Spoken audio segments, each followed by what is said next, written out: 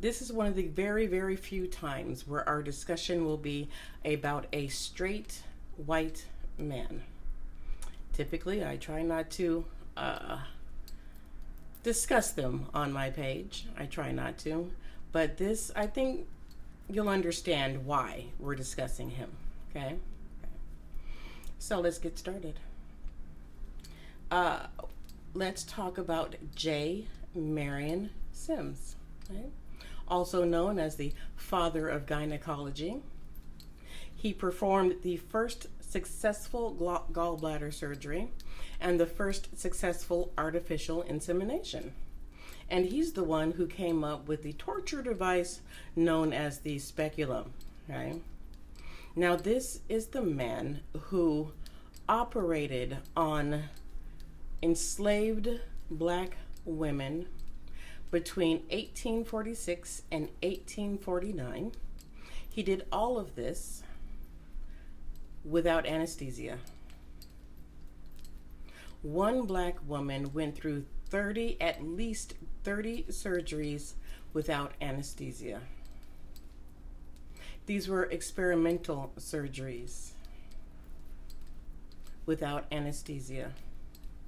And once he perfected the surgeries, he then moved to New York, and in one instance, he moved to Europe, performed the now perfected surgeries on white women, and he used anesthesia. Now, there are those who defend his actions by saying that he was a byproduct of his era. And I call bullshit. I say that because I'm the one who, when I hear the words, well, back in my day, we could say the N word. Back in my day, we can smack our wives around if they don't do what we tell them to do. Back in my day, we can smoke in the office. Back in my day, back in my day, back in my day. But here's the thing. It's not okay now, and it wasn't okay then. That's like saying, well, everybody else is doing it. I don't care. Wrong is wrong. But the people defending him are like, well, you know, at the time, they thought that black people didn't feel pain like white people did. Therefore, black women didn't feel pain like white women did.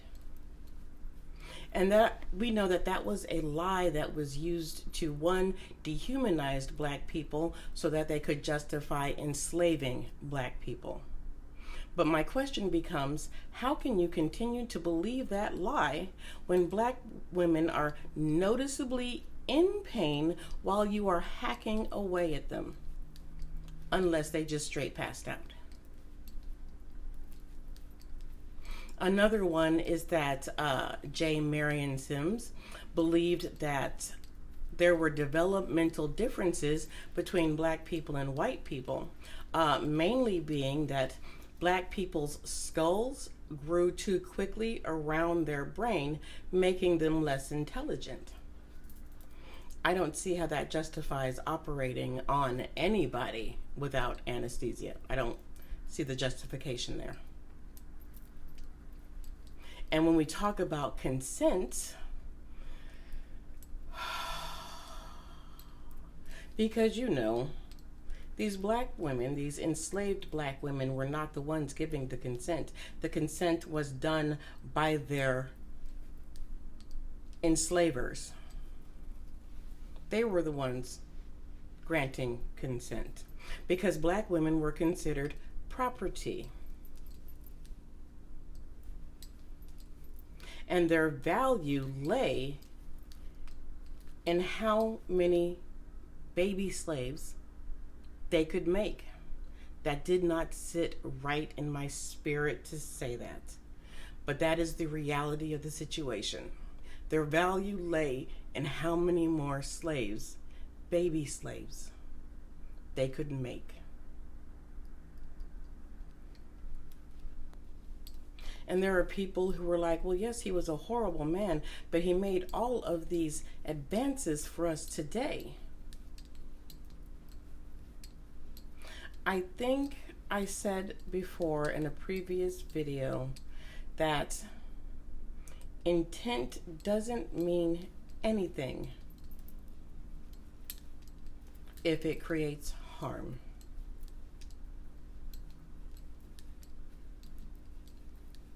Yay, once a year I can have a speculum shoved up me so the doctor can see that I'm fine.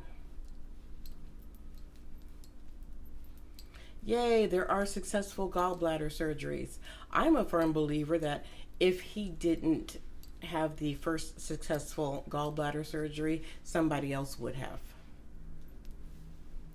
If he wasn't the first to do anything successfully, somebody else would have. And they would have done it without inflicting inhumane treatment upon a human being.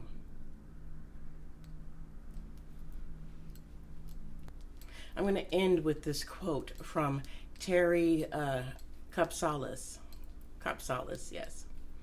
Sims' fame and wealth are as indebted to slavery and racism as they are to innovation, insight, and persistence. And he has left behind a frightening legacy of medical attitudes towards the treatment of women, particularly women of color.